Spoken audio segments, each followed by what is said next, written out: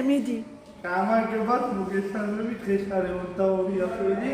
ჩატარებულ მატჩთან დაკავშირებით და მოგახსენებთ და გაგიშვით ჩემო არხის მაყურებელო. ეხლა კი რა შეეხება?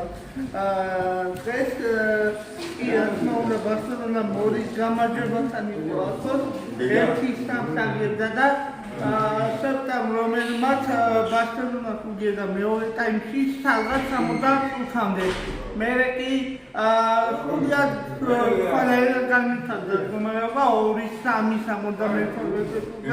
2-3 და ბოლო წუთზე კი სექტას საწინააღმდეგოდ ყენანი დაიმოხა და ასე ვთქვათ ბარსელონა დააქამდექა ამ ორი ციკლის მნიშვნელობით. ეხლა კი მე მინდა გითხრათ ლა ლიგაში ასეა მდგომარეობა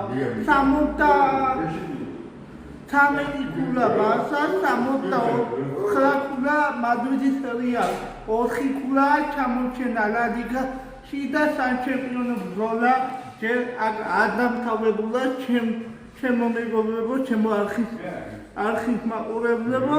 ეხლა კი რა შეეხება?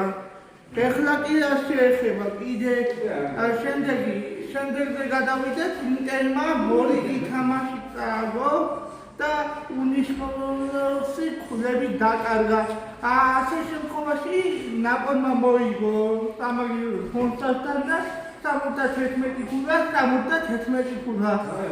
კიდე რა შეეხება ჩემო არხის მაყურებლებო, ზულიკო სენტენტიანმა გუნდმა სულიკო დავითაშვილმა გიორგი მიქავტაძის გუნდს აიძულა 1-2 სკანდალური შემთხვევა მოხდა ლამით თავი გაუტეხეს და ისში რამოდენიმე წუთი შეჩერებული იყო თამაში.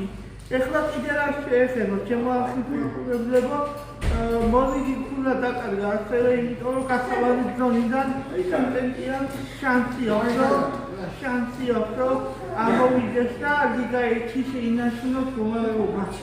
ეხლა კი რა შეეხება ჩემო მეგობრებო, მადლობა მოსვენისთვის, გამოიწერეთ ჩემი არხი დააიკეთ და მაქსიმალურად გადააღწიარეთ ეს ვიდეო თუ მოგეწონება ჩემო მეგობრებო და ასე შემდეგ.